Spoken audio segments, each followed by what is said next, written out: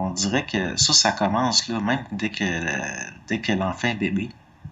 Il y a déjà une imprégnation de la pollution des parents. C'est ça de l'éducation. C'est ça C'est pour ça que ça commence déjà. Je veux dire, il y a déjà de la désinformation dans le berceau, puis c'est vibratoire, parce que les parents, ils vibrent à toutes sortes de cochonneries. Je veux dire, même quand l'enfant est en gestation, sans le savoir vibratoirement, il endure plein de choses qui vont s'imprégner. C'est des mécaniques de l'âme. L'âme est déjà là.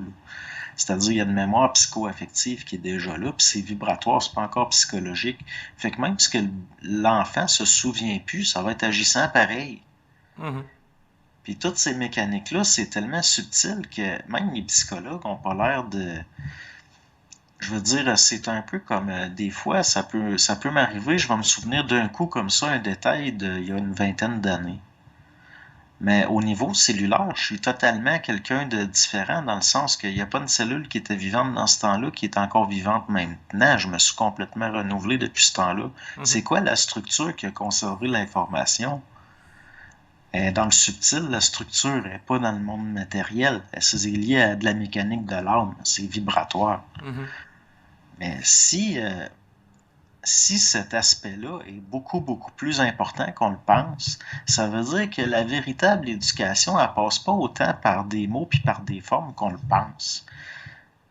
Même avec les meilleures intentions du monde des parents puis qui agissent de la façon la plus parfaite possible avec leurs enfants, ils peuvent lui sans s'en rendre compte, vibratoirement lui donner une mauvaise éducation. C'est le milieu. Ouais, je comprends. Ben, la vibration est derrière la forme, fait que la personne au niveau formel peut utiliser un beau vocabulaire, peut être très polie, mais implicitement, ce qu'elle dégage est désajusté dans certains cas. J'ai connu un bonhomme que lui, il avait une mère, c'était une bonne personne.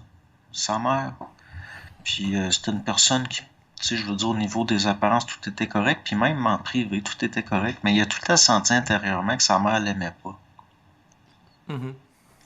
Mais là, on a affaire à des choses extrêmement compliquées qui fait que possiblement que cette femme-là s'aimait pas elle.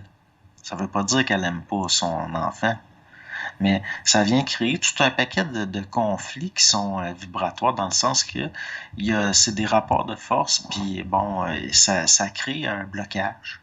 Ben, ce bonhomme-là, toute sa vie, il a eu des problèmes avec les femmes. Parce qu'il y avait le sentiment que sa mère l'avait pas aimé. Mais à ma connaissance, il faisait pas nécessairement le lien Mhm. entre sa vie puis sa mère. Mais c'est certain que c'est lié à de l'imprégnation, entre autres. Donc, ça donne quoi? Je veux dire, quand bien même là, qu'on voudrait trouver des alternatives pour l'éducation, puis c'est toutes des choses, la base, le plus important là-dedans, c'est des forces qui sont pas conscientes au niveau psychologique. Donc, les alternatives. Moi, ce dont je parle, c'est l'individu qui commence à se conscientiser, qui commence à se rendre compte qu'il y a des choses de cet ordre-là, puis qui commence à intégrer du réel là-dedans. C'est ça que je trouve intéressant.